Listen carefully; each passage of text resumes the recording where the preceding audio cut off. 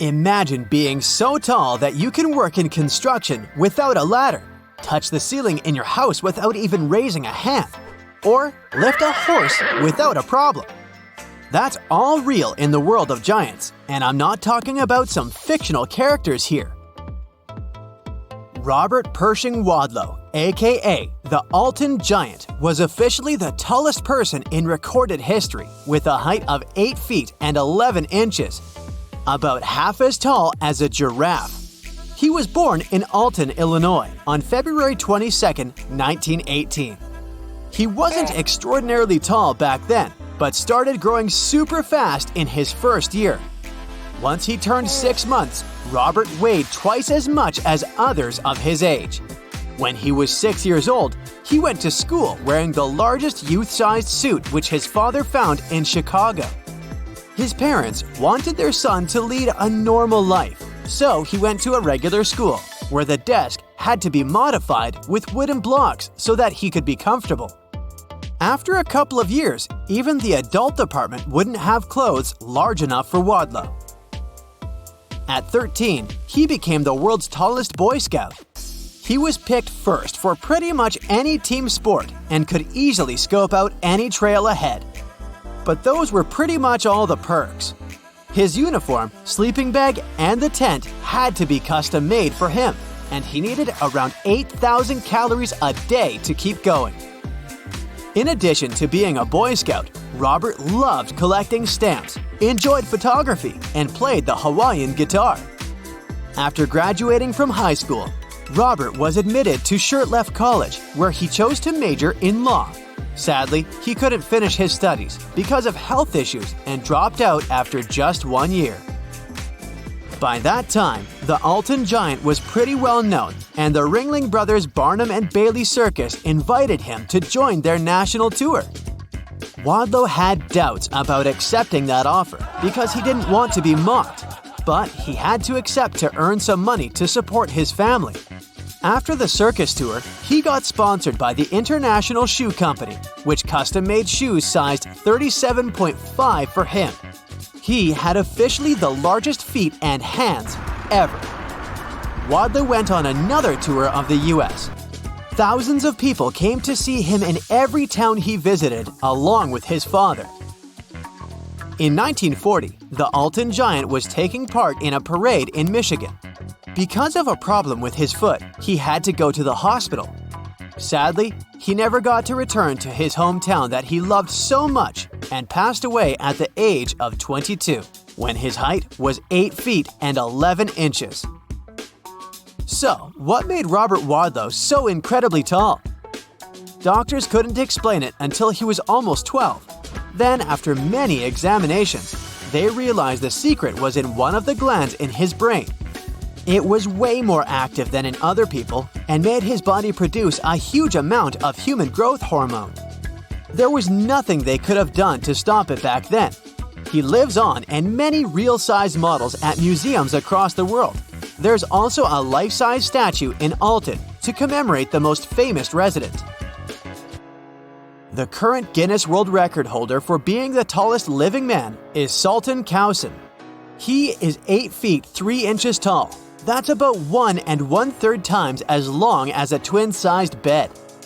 Sultan was born in Turkey in 1982, and he was of average height, just like his parents and 4 siblings, until he turned 10. The cause of it was the same as in the Alton Giant's case. Sadly, his extraordinary height didn't let Sultan finish his studies or even join the local basketball club, because they decided he would have an obvious unfair advantage. He became a farmer to support his family. His height was actually handy there, as it could easily do tasks other people would need a ladder for just standing up. Then, Guinness World Records changed his life as he became famous. In 2010, scientists from the University of Virginia Medical School helped stop Sultan's growth with their advanced methods. The tallest man alive has become a cultural ambassador for his country. He has visited 127 countries so far, and often gets offers from famous brands to work with them. Hollywood producers have been inviting him to star in movies. Sultan says he's happy to be drawing the world's attention to his home region. The only thing disappointing him is that he still can't find his true love. That and not being able to find clothes or shoes of his size or fitting into a regular car. The tallest woman living, Rümeysa Galci, is also from Turkey. Her current height is 7 foot 0.7 inches, and her popularity is even greater than that. She also officially has the longest finger, largest hands, and longest back on a living female person. The secret behind all this is a rare genetic condition that sadly makes it impossible for Rümeysa to walk on her own without aid. The girl stays super positive about life and calls her condition an extreme physical uniqueness.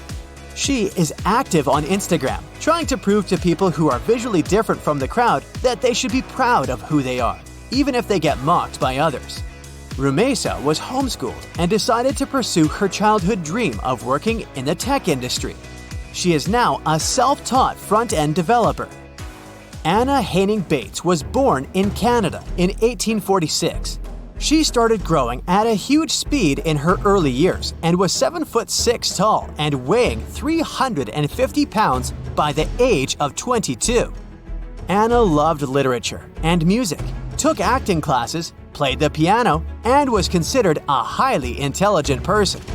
She decided to take the most out of her abnormal height and present it in public. Her height once put her life at risk when she was trapped at Barnum's Museum in a fire.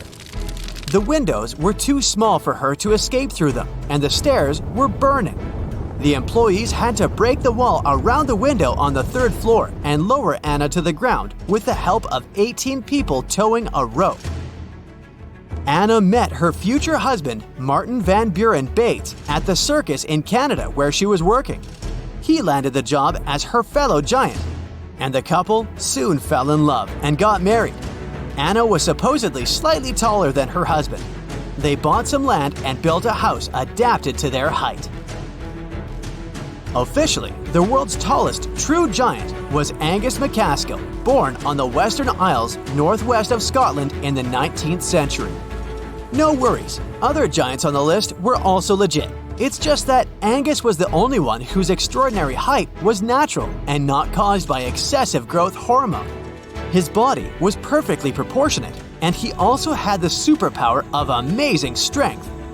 This strength didn't come with extra self-confidence though, and people who knew him mentioned that Angus was a well-mannered and soft person. He even got the nickname Big Boy in his hometown in Nova Scotia, Canada, where his family moved when he was little. Giant Angus accepted the invitation to join Barnum's traveling circus and performed alongside the shortest fully grown man of that time. MacAskill became so famous that Queen Victoria herself called him the strongest, stoutest, and tallest man to ever enter the palace.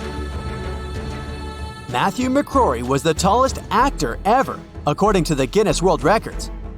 Born in Pennsylvania in 1973, McCrory got a lot of attention from his early days and decided to start a career in entertainment. He made appearances on several popular talk shows and then appeared on the big movie screen. You probably remember him for his role in Men in Black too. I guess it's no surprise that all the roles he got to play were giants, ogres, or incredibly tall guys. That's it for today. So hey, if you pacified your curiosity, then give the video a like and share it with your friends. Or if you want more, just click on these videos and stay on the bright side.